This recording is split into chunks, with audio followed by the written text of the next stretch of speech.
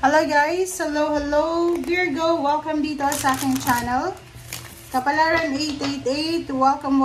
Alamin natin kung anong messages, vibration, gabay energy para sa lahat. Ito ay general reading.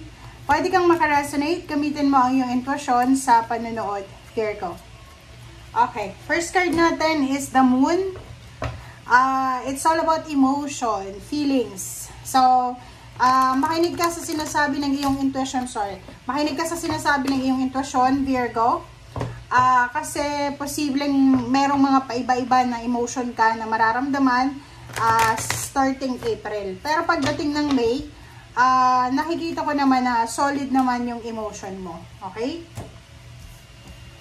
Okay, Virgo.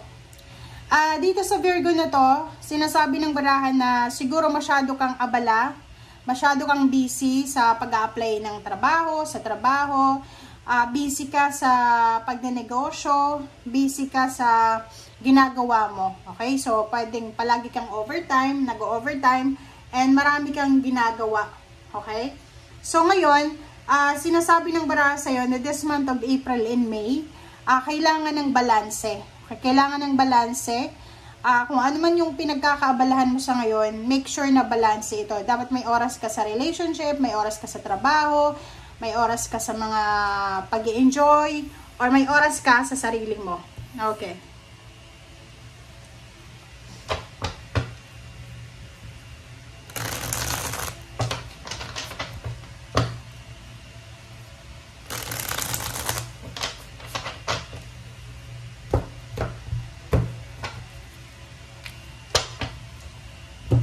Okay, first card, second card.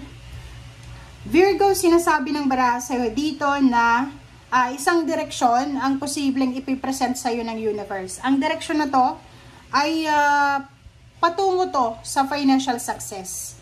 So, ibig sabihin, paalis ka na, Virgo, sa isang sitwasyon ng kahirapan. Okay? So, pwedeng sinasabi ng baraha sa'yo dito na kailangan mong ihanda ang sarili mo.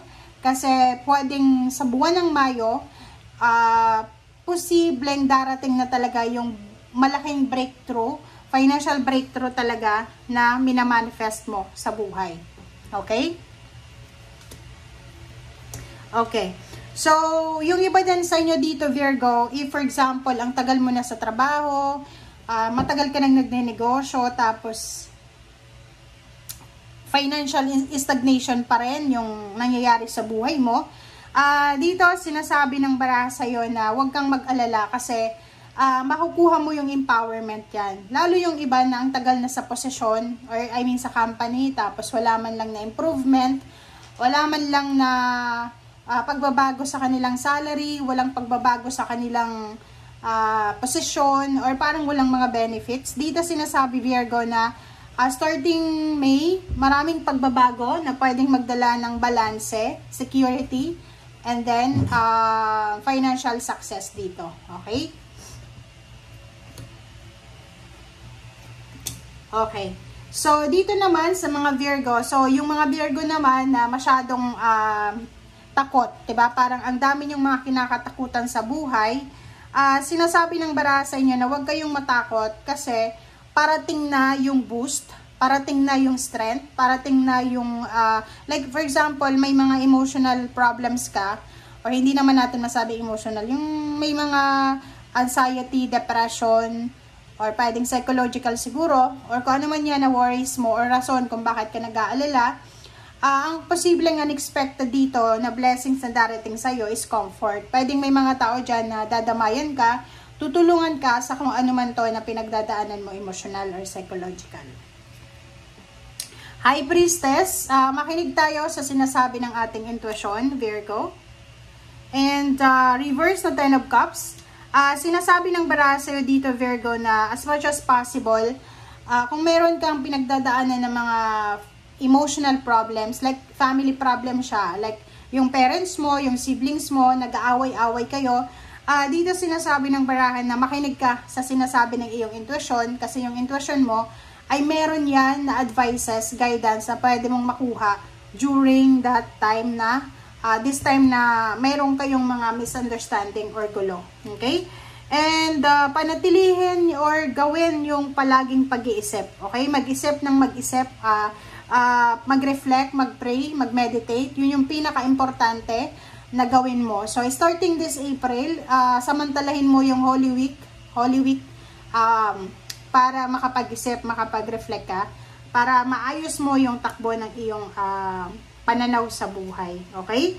So, dito naman, merong mga job offer sa malayo. Diba? Merong mga offer na trabaho sa malayong lugar. Merong mga offer international or local pero malayo sa pinag-i-stayhan mo ngayon, sa tinitirhan mo ngayon. Nakikita natin dito, may mga Virgo na medyo naguguluhan kayo. So, hindi kayo sigurado or naguguluhan kayo sa kung ano ba yung desisyon na gagawin mo. Hindi mo alam kung itutuloy mo ba yung pag-abroad mo, yung pag-a-apply mo sa malayong lugar. Basta undecided ka. Okay? Indecision yung pwedeng mangyari sa'yo this month. Zero the Fool, sinasabi ng barahan na yun na nga, maraming i-offer sa'yo ang universe na pagbabago. Ang problema lang dyan ay hindi ka sigurado. May iba sa inyo dyan, Virgo, na pwedeng makakapag-isip kayong mag-aral. Pwedeng mag-aaral kayo ulit, or magmamasteral, doctoral, or yung iba sa inyo dyan ay nagsisimulang magsaliksik or maghanap ng trabaho, mag-research online, or magtanong-tanong sa mga kakilala. Oh, diba? So, tingnan mo dito. Nakikita ko sir dito, Virgo, na yung financial problems mo, isa sa dahilan kung bakit medyo aburido ka, medyo stress ka, medyo wala ka sa mood ngayon. Parang marami kang mga iniisip or maraming rason kung bakit nai-stress ka, kung bakit nawawala ka doon sa center, 'di ba? Yung parang yung core values mo, medyo nakakalimutan mo dahil sa siguro namomroblema ka sa pera, lalo na yung iba na nahihirapan sa pagmamanage ng kanilang finances. Last two cards natin is Judgment and then Eight of Pentacles. So, Judgment and Eight of Pentacles, sinasabi ng baraha sa'yo dito, isang desisyon ang kailangan mong gawin. So, kailangan mong magdesisyon sa usaping pera, usaping trabaho. Kung talagang gusto mong mabago yung takbo ng buhay, financial mo, kailangan mo nang magdesisyon dito sa paghahanap buhay. So, sinasabi ng baraha na balanse ang kailangan. Kung wala kang pera sa ngayon, hanapin mo yung pera. Kung wala kang relationship sa ngayon, ayos lang yon. Basta mayroon kang mga tao dyan sa paligid mo na nagmamahal sa'yo. Dito sa Judgment na to, sinasabi na lumabas ka sa comfort zone mo. Kung mayroon dito, di ba parang hindi ka sigurado eh. Maraming offers sa international, sa local, pero malayo dyan sa kung saan ka man. Siguro oras na para magdesisyon ka na itry kahit malayo. Try mo lang, malay mo doon ka talaga yayaman or doon ka talaga aasenso. Okay? Thank you guys for watching and see you again. Bye!